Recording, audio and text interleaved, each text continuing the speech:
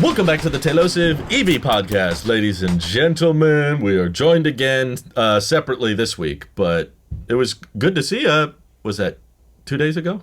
Not too long. Oh, I was thinking about, was it last podcast or the podcast before when you were here? It was kind of lonely in this room without you. But yeah.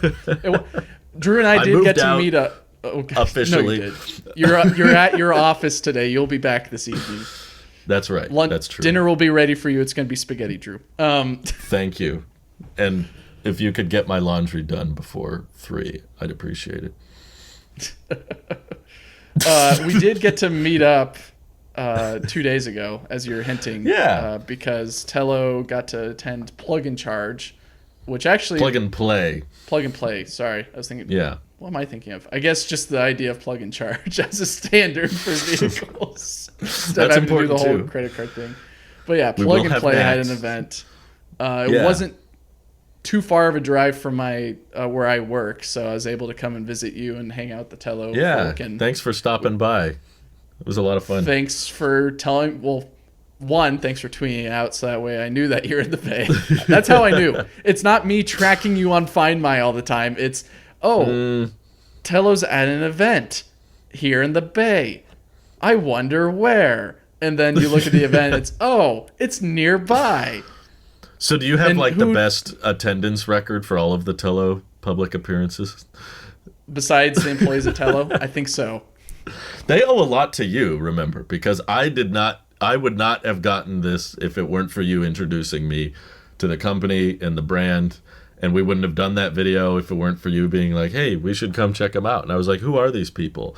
There's no YouTube presence. I don't know anything about them. Stop fluffing me up, Drew. I'm the only one that introduces you to things. I introduced you to Jason and Chris at Aptera through our interview. But you were the one that carried the conversation going like you did with a conversation with Jason recently. You keep that going, that relationship going. I'm not watering the flowers. I'm planting the flower, but you are the one who's watering the flowers. So anything good or bad I do, it's technically because of you. I'm not liking where this is going, Drew. You're like, I don't like the sound of that. But yeah, once again, sorry you weren't there for the other Jason interview, but we got to do another. You got 2 Jasons in your life that you report to in a way. That's the funny thing is right before I did that Jason Hill interview, I was on the phone with Jason, the CEO of Telo. So there were 2 Jason calls within the span of an hour, which was quite hilarious. Both highly experienced people in their craft influencing the startup world of EVs, which is right. It's a really very neat fun that you know place both to of be these in. people and are on talking terms almost, maybe not daily, but it seems like at least on a weekly to monthly basis, you're catching up with both of these Jasons. Yeah, and I can say this because I'm on Telosive. I'm not wearing the Telo hat at the moment, but I just want to say how fun it is and how great it is that they're both fans of each other. It's so wholesome. There's not like hostility at all. Like they're excited for Aptera and Aptera is excited for them. Like it's so cool that very different products, but there's 2 companies that are just like, oh yeah, they're great. We can't wait for them to come out, and they're both talking about the other whenever I talk off the record with either side. They're like, hey, do they need help with anything? We could offer them this or that.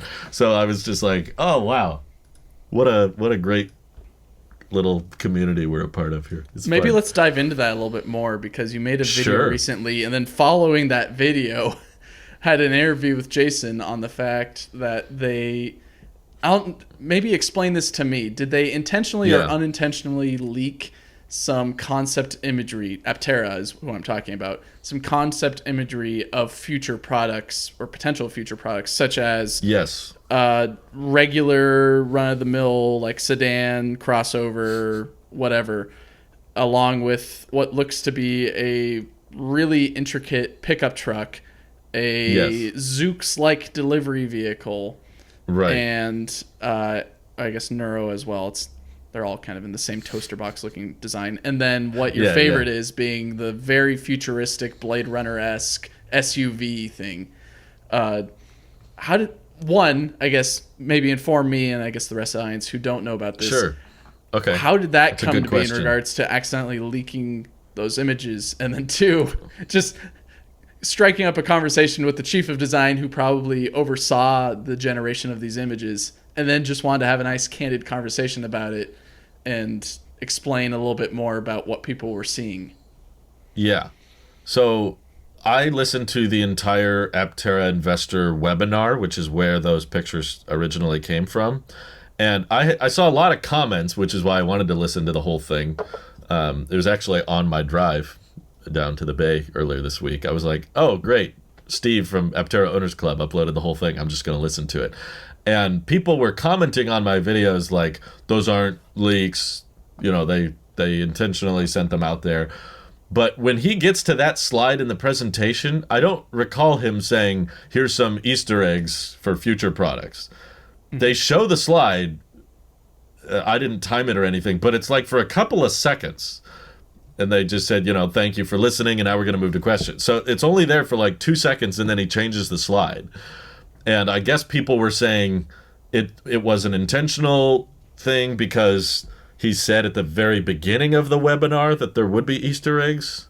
So maybe leak isn't the most accurate terminology, but I feel fine saying this because it's out there, and obviously Jason Hill wanted to talk about it anyway. So you're the out, one who published, quote unquote, published the high quality images of them. So yes. I think you're allowed to comment on them, Drew. Yeah, I feel comfortable saying it, but in the webinar, it was very hard to see. They were whited out. It was on a not very clear background, and then people were sending that in the Discord server of like, whoa, what's this? Look at all these.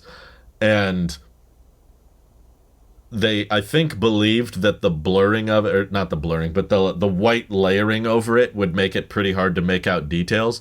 But then a guy in the Discord, sorry, I forgot his name, a guy in the Discord reverse color corrected and contrasted the imagery and made it far easier to see all of the rendering. Plain as day. It looked almost like it was just a grainy image in the background that just cropped in, or I guess cropped out and then posted pretty much. Exactly. So they published enough information for someone to color correct it and make it very easy to see. And I think I recall Chris McCammon saying in the Discord, the head of marketing for Aptera was like, oh, you're really good at that, or something. You made that a lot faster than I expected. But he was kind of like fine with it. He wasn't like take that down or anything. He was just like, well, I guess it's out of the bag. They did it themselves. He tagged me in if they didn't want it out there, they wouldn't have shown it. Yes, so the fact that I think they were hoping it would be a bit harder to see and a bit vaguer than it was. So was it a leak? Maybe not exactly, but it also was a lot easier to pick up on than we initially thought, than they probably intended. I think they underestimated the power of editing tools of today. Yeah, probably. And they will likely use that to influence future Easter eggs. They're like, we're not going to give away too much. I feel like they should have noticed that from Tesla's invites, where people try brightening the invite image of like the Model Y or the Cybertruck or whatever. Right. Well, there are two things, too, because reveal anything. Because that webinar was supposed to just be for investors. Yeah, but Steve keeps on uploading these. That's what I notice sometimes. He just keeps uploading them. He does that. But yeah, maybe they weren't thinking people are like that hungry for information from Aptera that they would actually scan through the whole thing and then take a 2-second little clip and zoom in on it and reverse color correct it and everything. Maybe they didn't expect people to dive that deep, but they're learning now. But I think the main takeaway, the real comforting thing we heard from Jason, because most of the community's concern was the same, which is, why are you fussing around with future designs? Focus on this thing. This is the top priority. All your attention should be on this. And Jason came on and was like, it is. All the renderings you've seen, all the pictures I'm sending you are over 2 years old. They were not things we've been developing actively in recent history. Because something I noticed in one of the images that he had, it looked like the updated Gamma or whatever Delta prototype of the Aptera 3-wheeled vehicle. Oh, the side-by-sides. Yeah, I think... Well, no, I think the way he quote-unquote delivery lot, there was a whole bunch of They weren't the old lighting designed Apteras. It was the new front designed. The one that you just posted in the chat is what I saw. Let me explain. Okay. My interpretation to his answer for that was that if you play that back, think about that. If you play that back, the pickup truck and the little delivery vehicle are just 3D models. They're CAD files that haven't been touched. I see. In over 2 years. So they made this render to show the three-wheelers, and it has the up-to-date three-wheelers. But those CAD files of the truck design and shape, those they haven't touched. I believe, they still have those files, so when they're making up little mock-ups, like for that rendering that he let me publish, I was very grateful for that. He was like, yeah, here you go. I was like, thanks, but you notice he intentionally puts, a blurred-out pedestrian right in front of the truck. So it's intentionally don't put too much weight into this. It's definitely not a lock-in design. And I like the way he phrased it of these little mock-ups are meant to create more questions than answers. They're not generate they're interest. not like product unveilings. They're like, and this is kind of perfect that he did it through, the re-upload from Aptera Owners Club and then through an interview on my channel, because they're directly looking for audience and consumer feedback. It's like a little way to get a public's perception rather than do, internal crowd testing. Instead, let's just let there be little mock-ups that get leaked out quietly. We don't put them front and center. They're not on the website. They're not like convoluted way to disseminate info. I think it's a great way to do it, personally. Here's a picture that we put a whiteout filter on or wherever, and then briefly show it. And then maybe someone at some point might be able to edit it, and then people will talk about it. And in that discussion of talking about it, they'll provide suggestions that we can use to further develop this. I think it's great myself. I don't necessarily buy it fully, in my opinion, and I don't think it's the best way to do it. I think it's there has to be a better way of doing it rather than this most convoluted way of doing it. I think the better way to do it, and I don't want to give Tesla credit for this, but pretty much showing a silhouette might be just enough. Even though that those are event invites. It would be nice, maybe not in the way of how they tease the Tesla pickup with the Tesla Semi, but with a pickup truck bed with a F-150 in the back of it. My favorite version of the Tesla Semi, in my opinion. But something like that, but a little bit more silhouetted out, that you can't edit the image like that one user on the Discord did. Yeah. But further pushing the idea that, hey, we are thinking of something else. We're going to show you what we're thinking of, but we don't necessarily have a concrete idea or design. So maybe something like that, coupled with maybe, again, not wanting to give Tesla too much credit, but with Elon saying, what do you want in a pickup truck? Yeah. Coupled with that image might, in my personal opinion, is maybe the better way to do it rather than a convoluted Easter egg hunt. I personally disagree. Okay. And I'll tell you why. I think it should be convoluted intentionally, mainly because of the stage the company's in right now. Mm-hmm. Because, like Jason said, and like they're trying to assure, and I think it's intentional. I think that it should be, because the main pushback you're going to get if they did what you just suggested, if they sent out little silhouettes or just even no media, but just text that said, what are you looking for in a pickup, or what things are important to you? You know what the overwhelming response is going to be? You shouldn't be working on that. You should be focused on your first vehicle. You haven't even made your first vehicle yet. What are you doing? Right, exactly. That's exactly what the community would say, which is why, in my opinion, as far as what the official posts from their YouTube channel and their Twitter and all of the official posting should be very focused, because that is something that, for a long time I've said is one of my favorite things about Aptera is, unlike Canoe, they're very determined on, this is our first model, that's where all of our attention is directed, Even the launch edition has very specific specs. They all have this color. They all have this interior. They all have because that streamlines our manufacturing. We're not a huge company, so we don't want to get distracted. So it's good that for the hardcore fans, they gave us a little nod of just, there's hardcore fans that will dig up and watch every little piece of content on Aptera. They gave them a little bit of material. They just said, we're thinking about y'all. We appreciate y'all for looking out for all the little future ideas. Here's some mock-ups.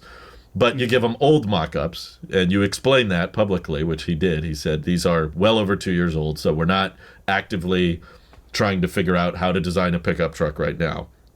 We're just going through, in the very, very early design stages, exercises of establishing the brand and the recognizability of it, and if we did one, what would it look like? So it wasn't a big research study on what's the most mass producible, what can we bring to market the fastest. It was just, here's something that's more traditional, here's something that's more radical, which one do people like? And then, without having to waste their own time internally, they let the community, they let the Steves from Aptera Owners Clubs or the Telosives, they let us speculate and us articulate, here's what I really like. I don't like that design. I do like this design. They should focus more on that. They didn't have to do any research themselves.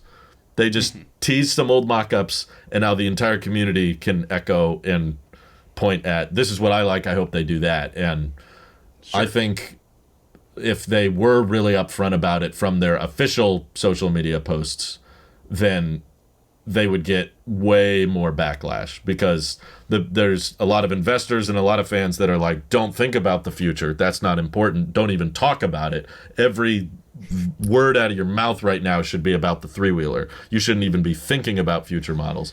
Right. And there is a lot of that in the subreddit, because I am maybe quote-unquote a member of the subreddit or ever, but I see many posts these days saying, yes, what the heck is this company doing? They're taking forever to pretty much. They're very, I've seen those too. Very emotional and very frustrated, in which, granted, I would be too if I am. I'm really excited for this brand, their ideas, and the product that they're promising to get to. But because of a lot of financial and other systematic reasons, we don't have that product out today, even though they keep saying by the end of this year, by the end of this year. It's almost an amalgamation of the FSD claims by Elon, or I guess maybe the Roadsters, maybe a little bit more appropriate, of it's this year probably, it's probably next year, or whatever. And it just never comes, and you just start losing the faith and enjoyment and excitement of this product coming. And I get it. And I do agree there should be some leniency for Aptera for taking time to get it right and get it done and ensure that they are set up for a future that looks a lot brighter. But it is frustrating having to keep on being told that it's not ready yet. And then the company just saying, well, we have these partners. And you're like, that's great. And then even more frustrating when they're like, here's some concept imagery. You're like, what the heck are you guys doing? Right. I think it would come across the wrong way if they just officially posted it. And the people who are focused on the brand will continue to write off people like me that want to speculate and talk about future models. They'll just say, well, he's crazy. He's talking about future stuff, and you are crazy. Don't listen to him. Which is better. It's better for that, in a good way, writing off of ideas, or it's better for me to take the blunt of that than them. Person, that's how I feel. So I'm like, it should be convoluted instead of the blunt. It should be hard to find, and it should be a narrative mostly controlled, I think, by fans, not the company. I agree, and I do see from my that was going to sound. Let me refocus what I'm about to say. From my professional engineering opinion, even though I don't have a PE, in which we got into that a little bit more in the tech podcast, I do see that they are putting their best feet forward, trying to get this product out as soon as they can without digging themselves into the grave. They are putting that effort in. There are engineers trying their best, going across oceans to try to get this product ready to go for the masses and get the factory set up as best they can. But it is frustrating having to wait for something so exciting and amazing that it is.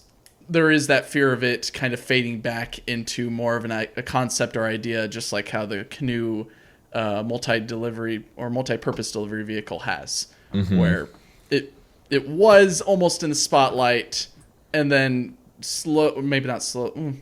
it got dragged back behind the curtain pretty much, and then the LV pretty much became, or I guess LDV became more of that version of it, which now it's like the only thing. Yeah. Where's the pickup? Is it coming later this year? Is the LV going to be produced at any point at the end of this year? Who knows? Right. So I like that clear. Aptera isn't following the same missteps as Canoe, in Agreed. Which I really hope Canoe does put their best foot forward for these next few months to produce a lot more than I don't know. I forget how many someone reported in some article that they've made for private companies. Is it 6 or 2,000? It's something like else? that. Some small number. They've not delivered in volume, but they have delivered in low volume. I know, but yes. So I get it, but hearing you talk about it makes me realize there's like so many different paths you can take as a startup, and we've seen it clear as day through the lens of your channel, and then also just looking at articles and all that, how Canoe approached their way of introducing models or just one product in general, and how they want to carve their path in, and then seeing how Aptera has done it, and then now seeing how Telo is doing it. And it's 3 different ways of doing it, and they're all valid. It's just which one is going to be a profitable and more promising outcome for the company.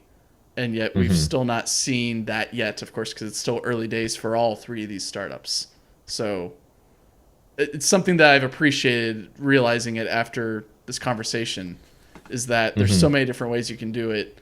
And which one do you prefer is a great way to point the finger at 3 of these companies that have similar sized vehicles, but totally different approaches to what they're trying to sell you. Absolutely. Yeah. No, there's I'm glad we have experience from other companies we can see and kind of learn from. Yeah. Sorry. That Tesla's actually texting me right now. Right. Maybe we should get into that story. This is part of the reason I'm frustrated too. And to wrap up that last topic, I'll just be clear. No one is more frustrated by how long things are taking than Aptera. The guys working at that company know every bolt and screw that goes into it, and there's suppliers they're negotiating with and contracts and stuff. They're by far ready more than all of us. But particularly when I was coming home a couple days ago, I was very frustrated because I'm frustrated, but I should probably consider myself more grateful because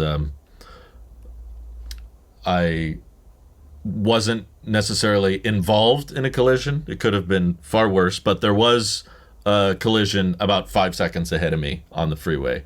It was kind of late at night, and 2 cars.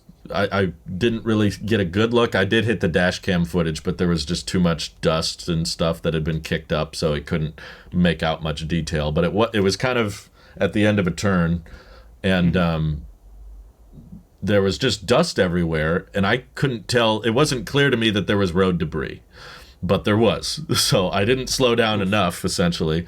And I was going on the freeway, of course, so I was going, decently fast, and I just see dust and some smoke, and I was like, well, what's this? Is someone having a bonfire or something? And there was road debris from the collision that instantly popped 2 of my tires on the right side of the vehicle.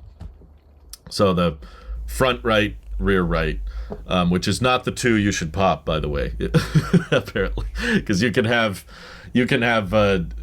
somewhat different tread on tires if the front are certain and the back are different, but you don't want left versus right. That's bad. It busted up one of my rear passenger side rim, so the rim was damaged, and I wasn't sure if there had been body damage involved. So and you it was got dark. it towed.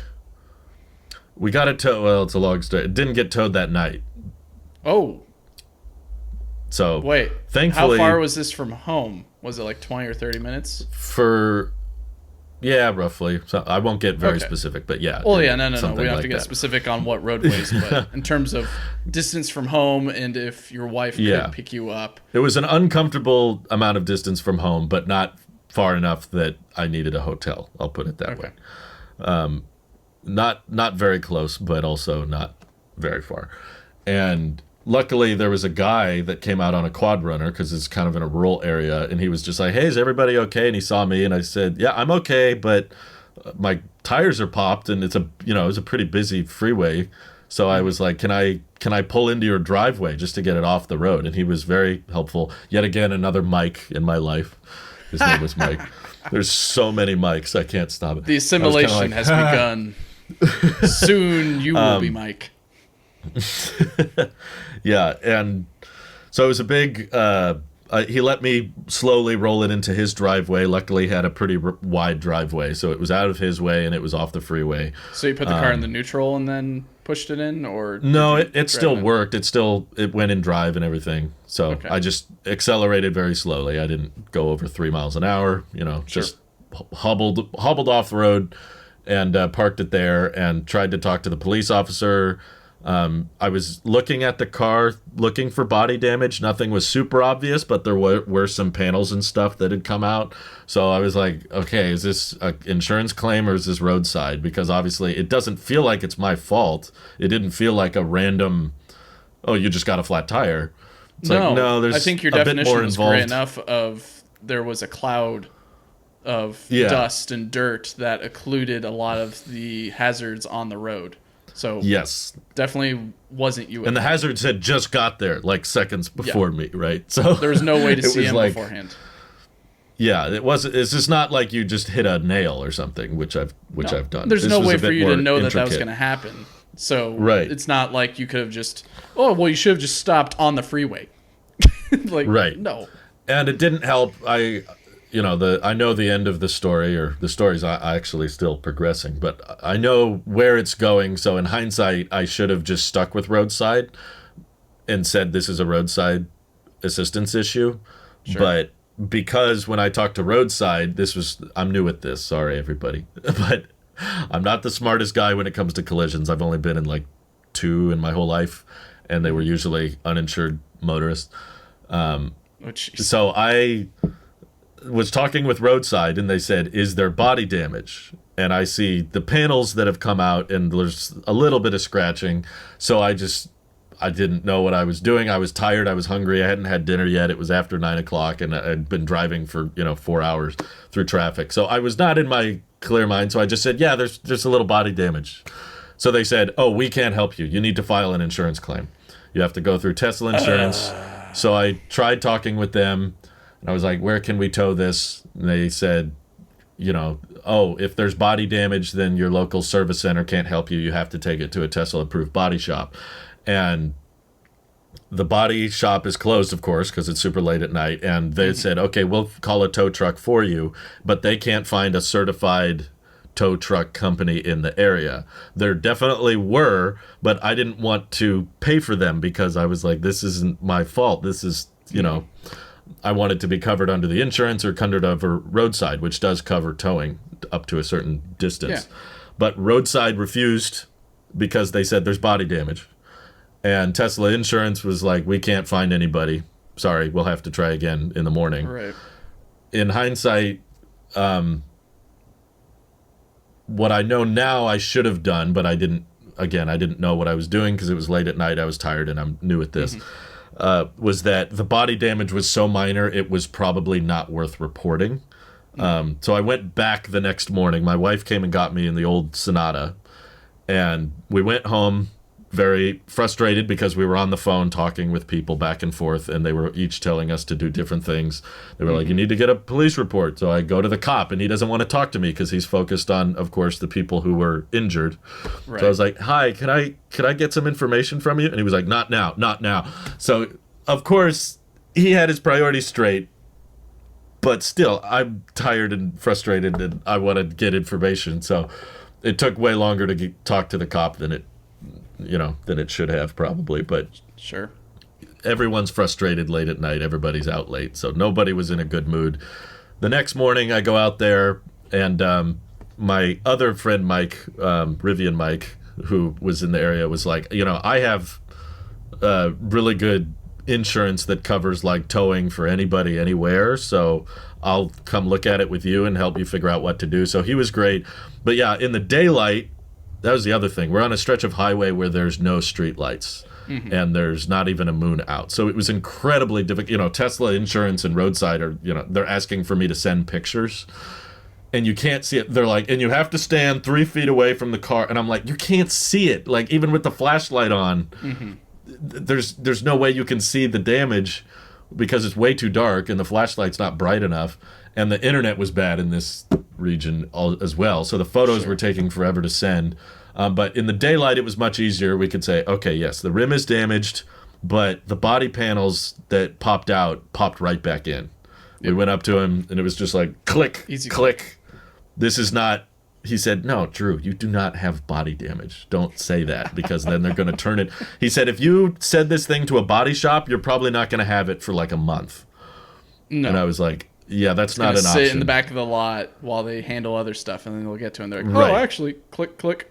All right, yeah. $400, please. Or they're going to try to replace the whole thing. They said, we need to inspect it for suspension damage.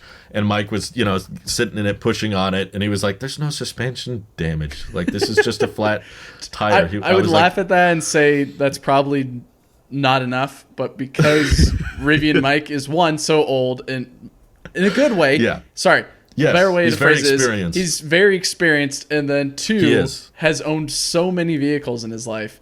I trust his word on the fact that, your suspension's fine. What do you think? I agree. Or what are they? He could be wrong, but the important thing was, I just need wheels back on this thing. We can deal with other problems later. Let's get it out of this guy's driveway. Let's get it out of his driveway. Let's get a tow truck that's cost effective, and I won't have to chase down insurance for, because I was already having a bad time with Tesla insurance. Right. But it gets worse. So how can it get roadside worse? So I was like, okay, we're just gonna not mention any body damage, even if maybe there is under the hood. It's not major. There's no other pop-ups on the screen. Literally the only failure warnings where your tire pressure is 0 on 2 tires. So I was like, okay, we're just gonna talk to roadside and say, let's get some new wheels on this thing. There's no body damage. And they said, we can only tow you if you agree to buy new wheels and tires from us. And they have horrible prices. Yeah. That's that's pretty much extortion in a way. It is. Yeah. And the other frustrating thing that I've learned from this, because it's not just a tire issue, there's a wheel that's been damaged as well. The rim has been damaged? Yeah. The rim is punctured. I'll send you a picture of it. Sure. I don't have it. You don't have to send it to me right now. Just continue with the story of horrors. So they said, I was like, can we tow it to another tire place, essentially? Because the Tesla Center is not the closest tire location. The Tesla Center is further away from my house. So I was like, can we tow it to a local tire shop, and I'll get a new wheel and tire? But I quickly realized you can't buy Tesla rims from other tire places, other wheel places. No, you have to get third party, in which... No, I mean, the third parties don't have them. We were looking around.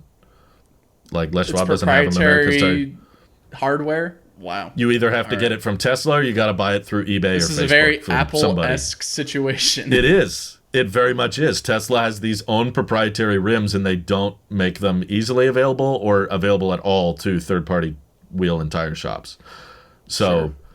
they were insistent. So I said, can I just buy the rim from you guys? And then I'll buy the tires from someone else. And they said, no. You have to, if you get buy a the third whole party kit.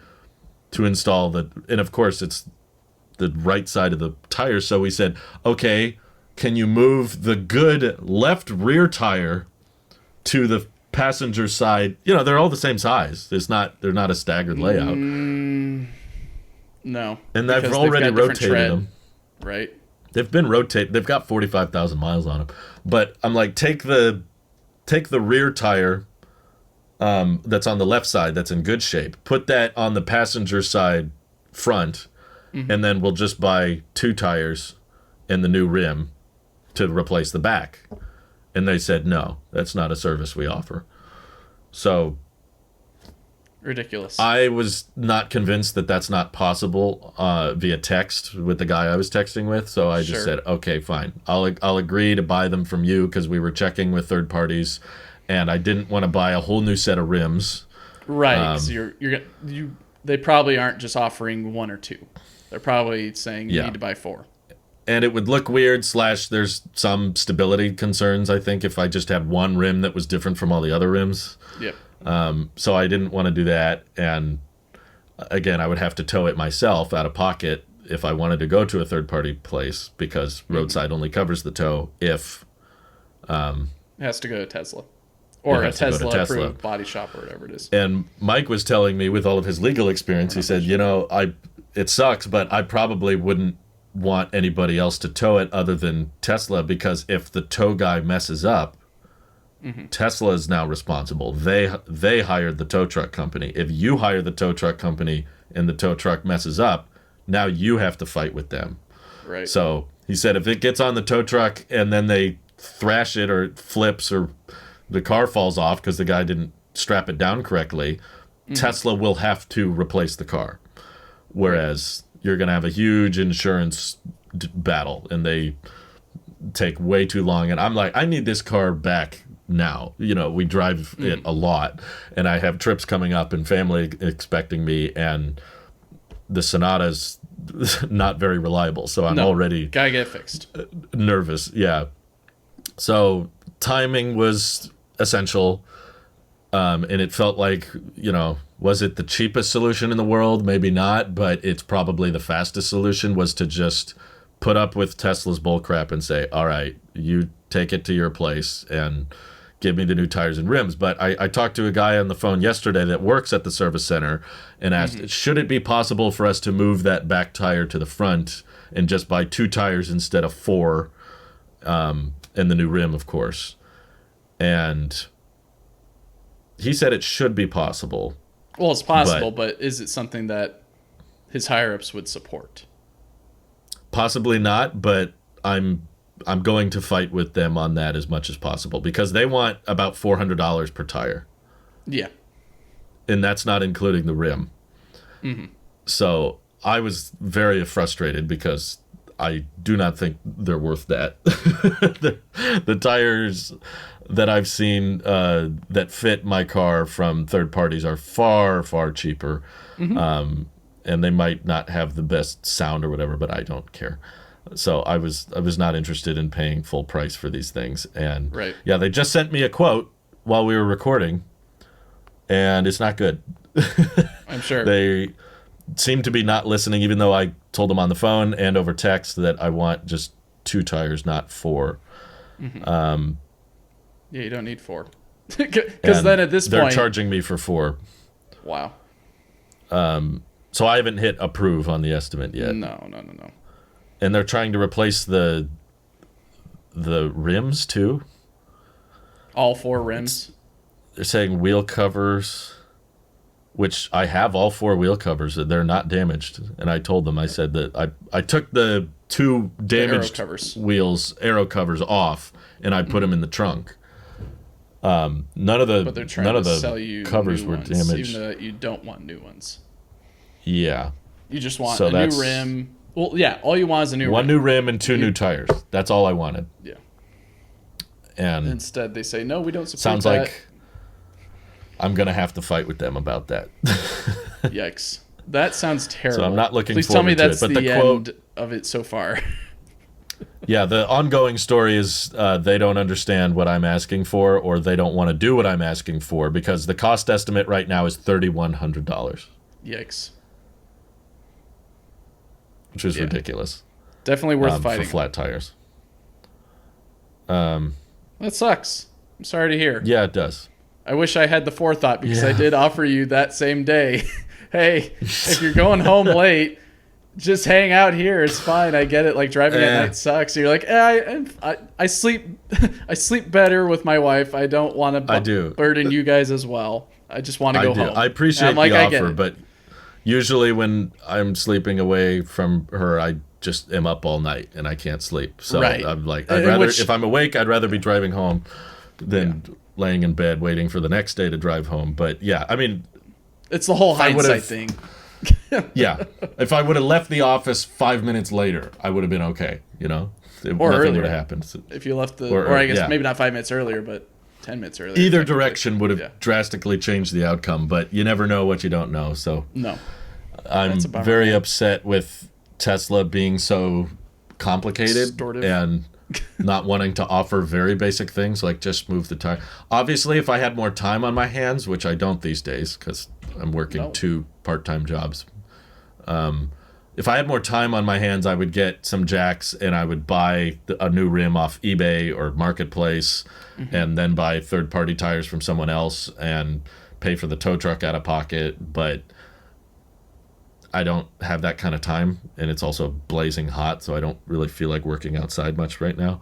And I had a bunch of videos that needed to get out as quickly as I could, and there was a lot of editing that needed to be done, and my wife's working too, so it was just like, yeah, I bet I could probably have done it cheaper if I did everything myself.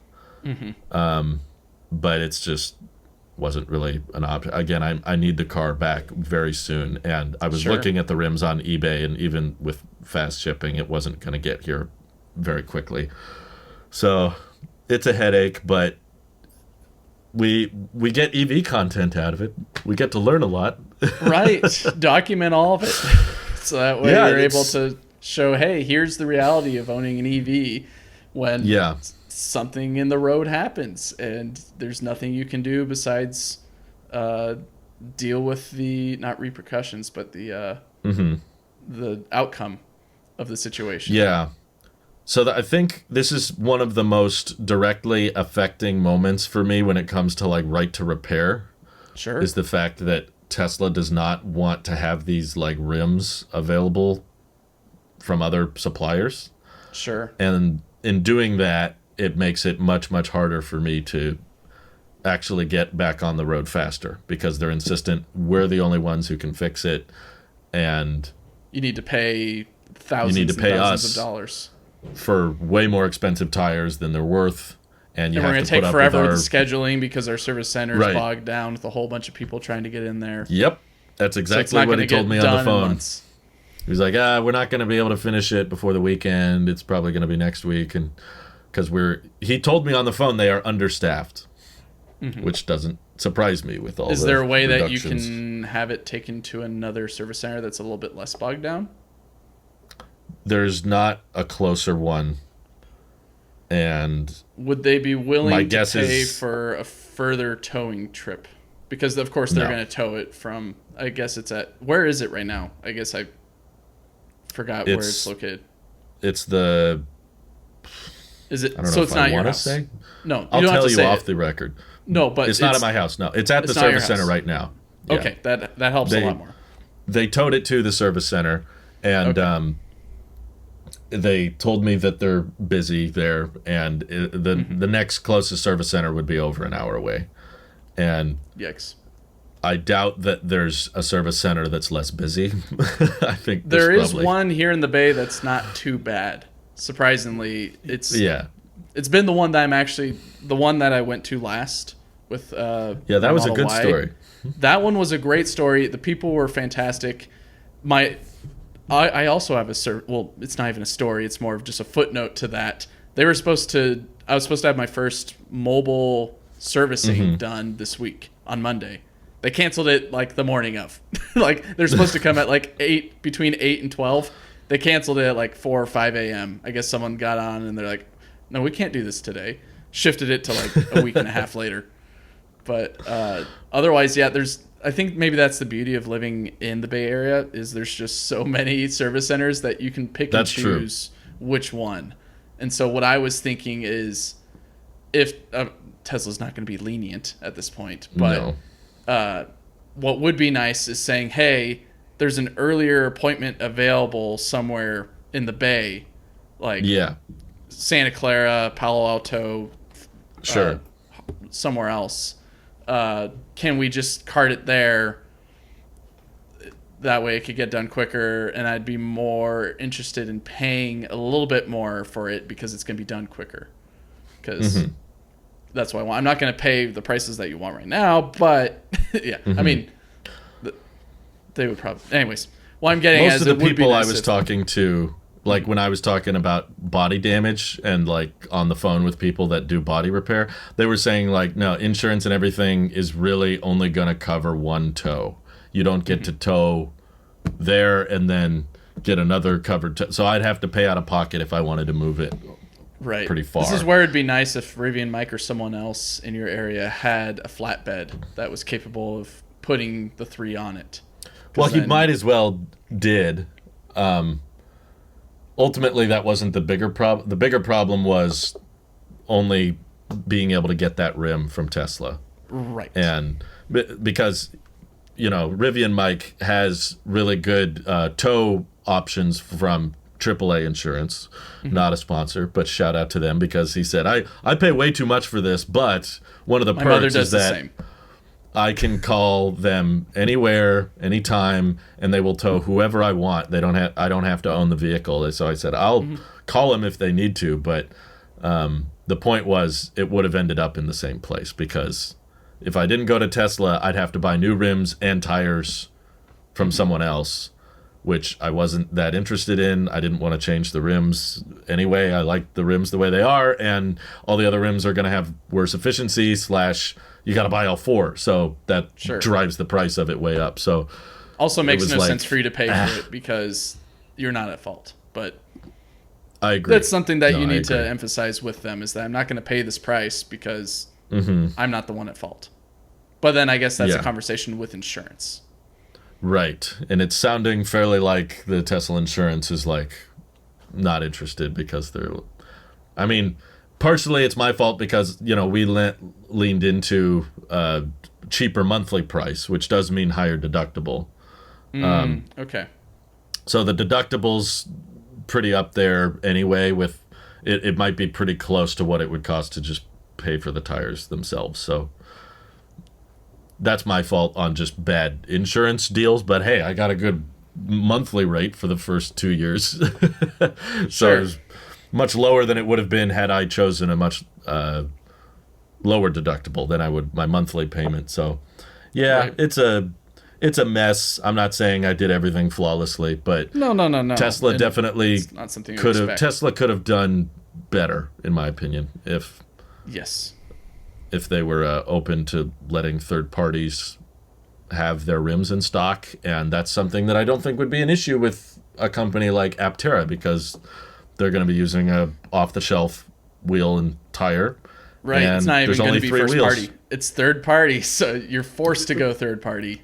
And you'd have to. Yeah, they don't have a special center and third you party, have to thankfully, argue is with. Not as expensive in this case because tires are something that's ubiquitous for our country because we run on tires. That's right. And I was telling Rivian Mike, I was like, well, I know this would have been simpler in an Aptera because either only one tire would have popped or replacing the whole set would have been cheaper because there's only 3. So if I was forced, even if all the tires popped, it would have been cheaper because it's a off-the-shelf tire and rim design, and I can work on it myself much easier, and I don't have to go through some stupid system that says, no, you have to buy 4 from us, Right.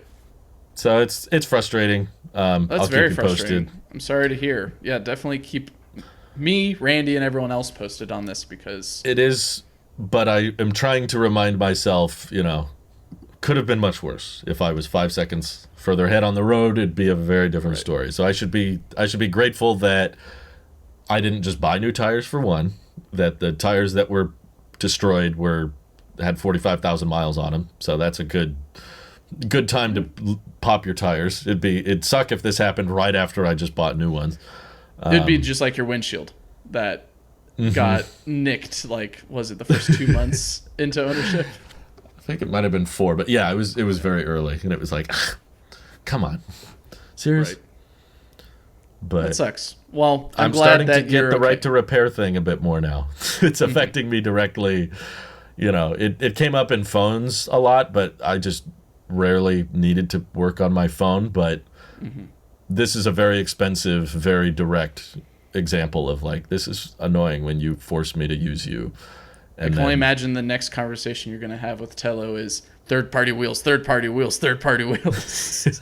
No, we've had those talks already. We're just you're just going to be pushing it more. You're going to be like, hi, everyone, third-party wheels.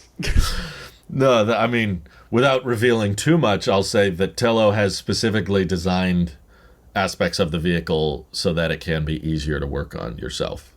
That's good to know.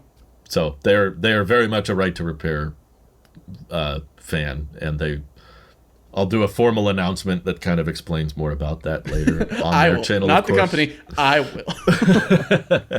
The funny moments of being the social media manager of a startup company. That's right. You get it confused. I messaged them that their estimates all screwed up, and I think they just responded. So I'm very curious what they're gonna say. Big yikes. I wonder what Rivian's insurance looks like, or like what they're a little bit more lenient or strict on for theirs. Yeah. 'Cause that's my guess is it would probably be worse. At least that's what Rivian Mike said, because Rivian, at least less so with the refresh, but before so, they had very, very custom tires. Specifically, if you bought 21 inches, it's like almost no one has those in stock, and the tires that Rivian's come with are quite big and pretty fancy. So I'd probably be looking at a much higher price if I had this same exact situation in a Rivian. But I think with the refresh, they're going a little bit more, at least as far as tires are concerned, they're a little bit more off the shelf, but the rims are still very proprietary, I think. Jeez. Yeah, Doubt I think you'd be more able to find them in about stock. the R2 and the R3 and what their tire options most likely will be like, because it's similar size to a Model Y or smaller, you're going to have most likely smaller tires, because it's not going to be all, well, I guess it's not going to be like the R1 focus of luxury / damping / off-road capability / whatever else. They're going to be a little bit more third-party-ish, or at least a little bit more affordable. I hope so. It makes me think, as someone who would potentially, if my Model Y ever got totaled and I replaced it with an R2, what that experience would be like, pretty much going from Tesla insurance to Rivian insurance, and then going from the 20-inch wheels that I have right now to whatever the R2 will have, and how similar or different that might be. Yeah, I want to try to play devil's advocate of, like, why have proprietary wheels and stuff, and I'm guessing it gives you more control over the aesthetic and the efficiency, right? Is that really what it comes down to? So that's why you'd want to use an in-house designed wheel. And yeah, but I feel like maybe the nice middle point would be see what's on the market for the type of tire / rim that you're aiming towards for your vehicle. And then if you need to make it a little bit more aero capable, you might just have to slap a hubcap on, or an aero cap on it. And then that's like where a custom, Yeah. So it's pretty much, oh yeah, this has this type of spoke design. We could just have some clips that are able to slot in at this location, and it should hold due to rotational motion and adhering it to the side of it. But I'm sure it could help with aero, but I imagine there is still some efficiency in regards to the rim right? That the weight of it, the shape of it has some play on. Along with the tire tread as well. Right, correct. So there's some pros and cons, I'm sure, to either option. I'm not going to be one of those people that says, why would anyone use a proprietary wheel that no one else has? This is stupid. I'm like, I'm sure there's reasons, right. But that's just a perk I'm grateful for with the Aptera, is that because of their, wheel pant design, they don't have to worry too much about aero covers, because the whole shape of the vehicle is the aero cover, and you just kind of swivel it upright and take it off yourself or buy it from any third-party shop to make it easier. But yeah, it's something I'm confident Telo wants to prioritize as well. From our early talks about service, and I said a lot of people are asking about that, so we should talk more about it. But here's why. I'm the example now. Right. Oof. Welcome to the statistic, or being a statistic. In the end, as annoying as it may be, I'm just glad it wasn't worse and I wasn't injured or anything. Me too. It was scary. It was a loud bang. Yeah, especially in an EV, you're hearing everything else around you. So you hear a loud bang and then a whole bunch of dust, and you're just wondering, what am I driving into right now? Right, what just happened? Yep, and then pop. Oh gosh, what did I do? What just happened? Also, before I started my road trip home, it started downloading the new update. Oh, you're connected to the Wi-Fi. With the adaptive headlights.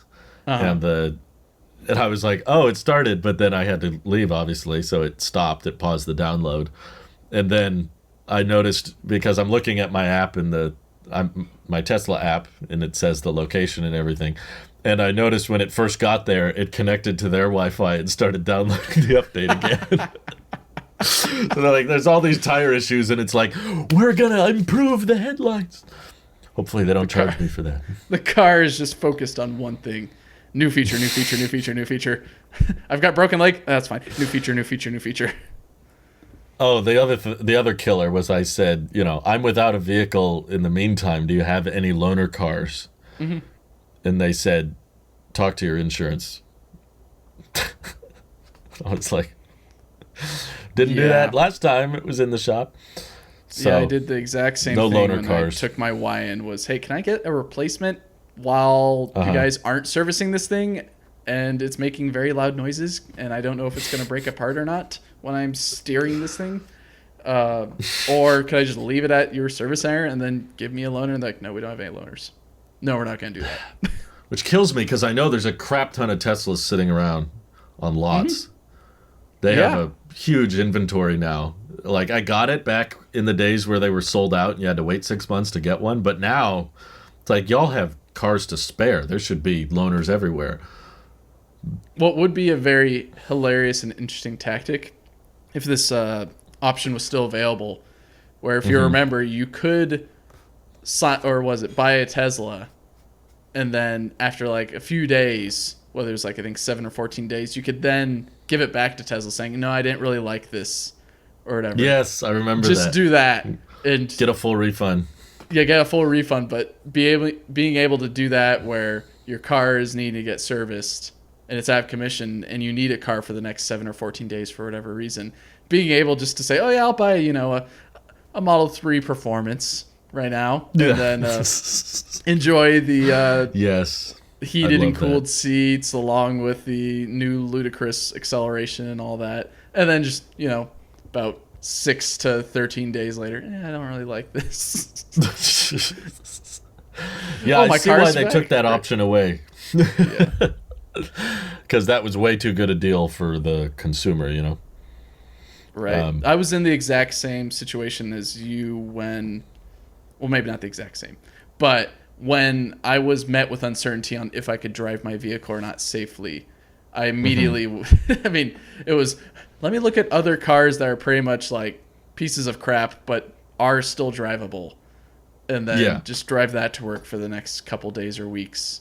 And then do with whatever I want to do with it at that time. But with you, of course, it's like I don't want to spend much money at all. I don't even want to entertain driving the Sonata right now because it's crap. So. It's crap, and it smells, and the steering is so much worse. And right. Yeah, it's a big box of problems. But we've got road trips coming up soon, so I did not want it stuck in a body shop for weeks, so I really don't want to cancel these trip plans we have. So I needed something quickly, and I think literally the minute after I end this podcast, I'm gonna have to call them and explain, like, I'm gonna do the whole you're busy too. Yeah.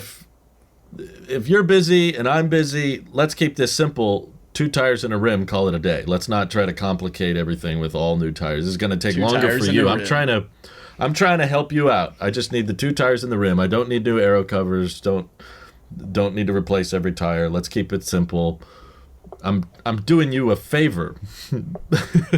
If we ever did a rebrand of the podcast, I think it would be 2 tires and a rim for the title.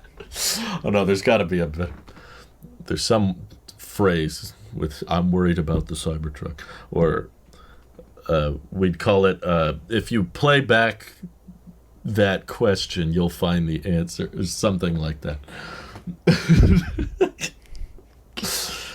Some kind of. This is the time that you need that prototype 1,000-mile range Aptera to be. I'll take any Aptera. 400 would be great. Tested right now, just for research reasons. That's once again really doubling down on, I don't want my Aptera points to go to waste, because I'm grateful that everybody used them. So as soon as the referral points unlock, I will get an Aptera, like even a launch edition, even if it doesn't have the comma AI system, even if it's not all perfectly ironed out. I just need a second EV right now. We're even tempted by some bolts we've seen, but it's like even the launch edition Aptera could, I think, easily get to my work, and I could charge it there and come back, which is what I'm doing already. So that would be sufficient range. I can drive 2 Telo on a single charge in the Model 3. So the Aptera should easily be able to do it. I'm doing the thing that I did weeks ago and looking at Doug DeMuro's Cars and Bids website. And I did find a 1991 Mazda MX-5 Miata in Phoenix, Arizona for $3,000. That's going away in 3 days. David from Telo drives a Miata, and it's really cool. I love that guy and all his engineering decisions. I told him at lunch, we were like, it'd be really cool if Telo made something like a Miata someday. And he was like, why? And he just pointed at the Telo truck and was like, that's shorter than a Miata. And I was like, what? No way. I just looked it up. A 2024 MX-5 Miata is 154 inches long. The Telo is 152. That's amazing. I was like, why haven't we mentioned that yet? It's smaller than a Miata. It's smaller footprint, I should say. It's taller, obviously, but there's your focus. We said we like when the companies focus on their one product. Well, I tried to pitch another one, and they were like, nah, this is good enough. This is what the people want. Let's make it.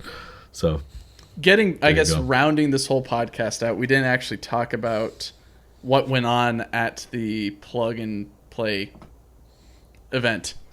Honestly, I was at our booth the whole time, so I wasn't super aware. Right. The really cool images that you sent of the Cybertruck and the Telo truck side by side, which I don't think has been done before yet, of putting them side by side. No, not full size. We had the little 3D printed mock-ups that we put next to each other. Person?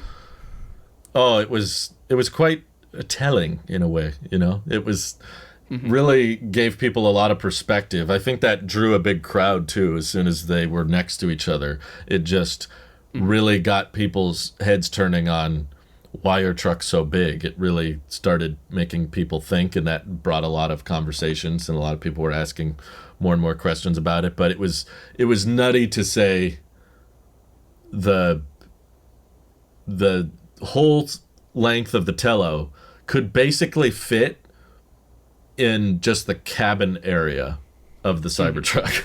It was like we synced up the hoods with each other, and the end of the Telo bed was about where the rear Cybertruck doors ended. Mm-hmm. It was like completely behind their back tires, which was nutty. And knowing that, the truck beds were close to the same length. In fact, the Telos is longer if you put the midgate down, was kind of like, bro, what? It was kind of fun to be able to say to people who were asking about bed width and could I fit a sheet of plywood in the back? And I said, yeah, with the tailgate up, you could do a 4-foot by 8-foot sheet of plywood, and the Cybertruck couldn't. It'd be hanging out the back, or you'd have to put the tailgate down.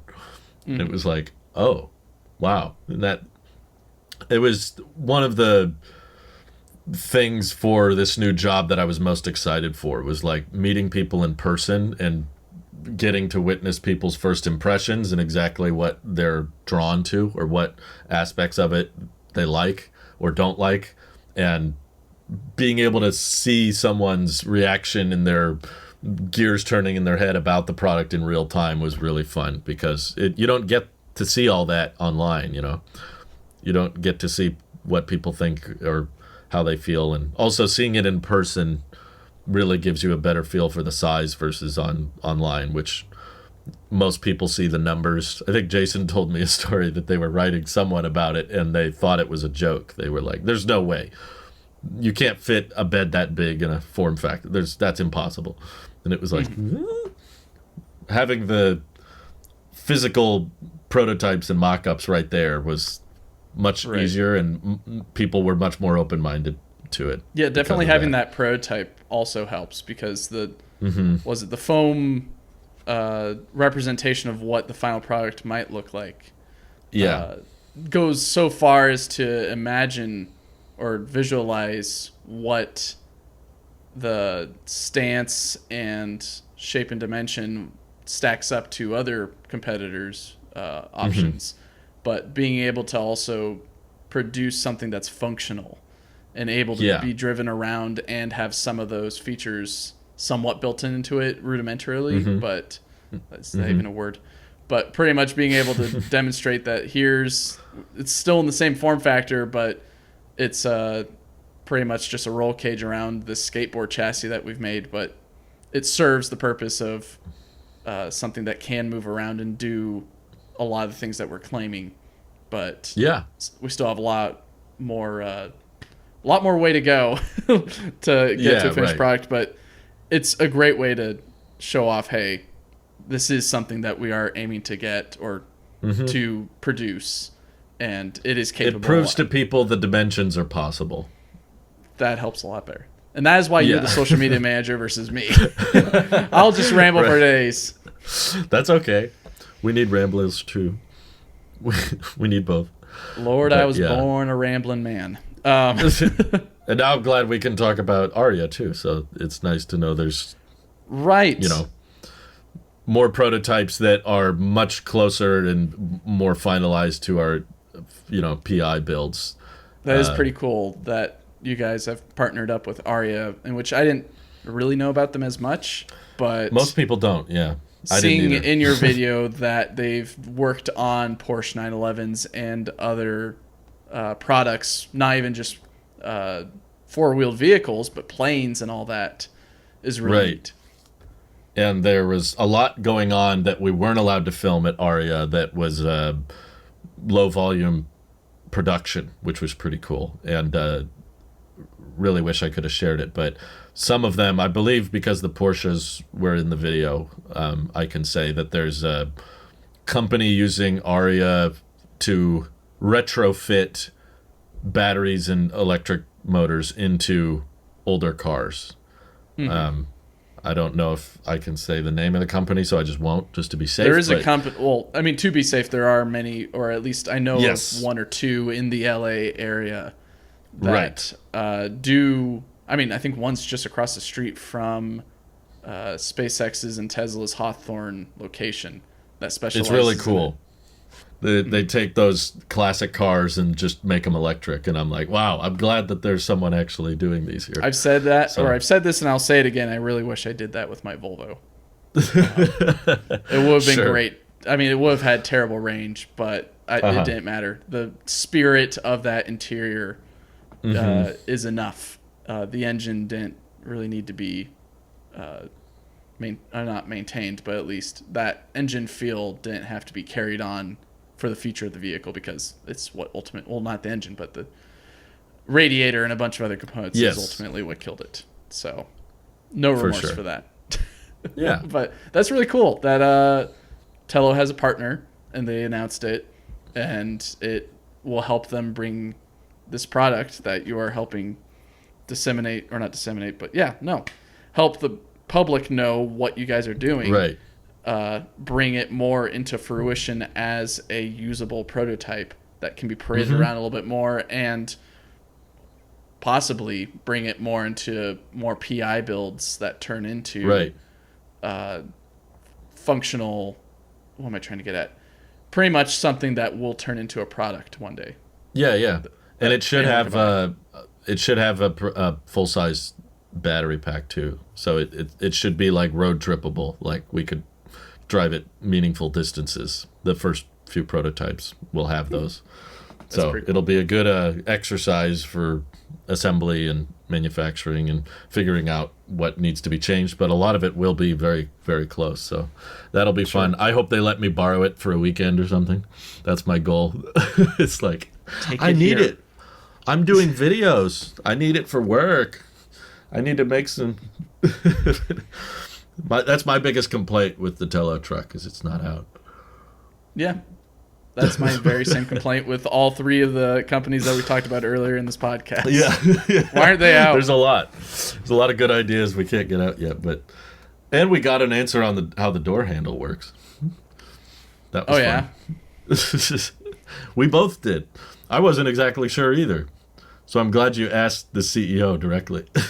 It's like, which way does this unlatch? And he was like, there's a seam down the middle, one half indents as you reach in, and then you pull out on the other half. That way it stays totally flat from the side. It'll be interesting to see if that gets carried through to the final product, or if it could change. That's true. Some design change occurs in which I had more side. As someone who thinks about usability of door handles, because I have to use, you and I both have to use these hockey stick door handles on our vehicles. It can be a little bit clunky at times. So having something a little bit more, I don't know, easy to grasp, quite literally and mentally, would be a lot more favorable. Well, I think it'll be I could do a deep dive on that. I think it'd be fascinating to figure out how people instinctively try to get in. I know when there's no door handle, that there were people at the event, because the Cybertruck was there, that were confused by that. When there's nothing, you have nothing to work with. So you're like, but is there buttons or something? So I had to tell people for the Cybertruck. It was like, button there. Where is it? Here. They didn't make it super obvious. No, why would you make it super obvious? You want to make it as just like Apple, very streamlined and just... I mean, Apple's adding more buttons than Tesla is these days. Got action buttons and capture buttons. I would say if there is a cutout on a door, that's where the eyes in their hands are going to be drawn to, right? Yes. It's like, oh, there's something here. How do I get in? And if I'd be curious of the data that says, do more people try to push it like a button, or do they reach for it and do the thing you're supposed to do? I'd say reach and scoop. I don't know. Pretty much reaching and scooping is how we've been trained with the 21st century cars.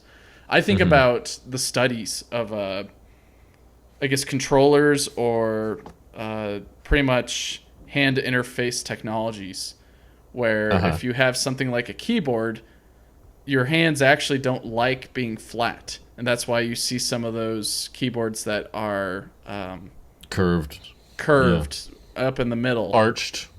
Arched. Or even like mice as well. You don't have them flat. I mean, the Magic Mouse is great and all, but some are a little bit more, what is it called? Ergonomic. An ergonomic design that is a little bit more friendly for your wrists, because your wrists don't like being flat. They like either face up or face down for your palms. They like being a little bit sideways, and then your hands like being curved a little bit inward or retracted a little bit for the fingers. So being able to maintain that while reaching for a vehicle makes it a lot more pleasing.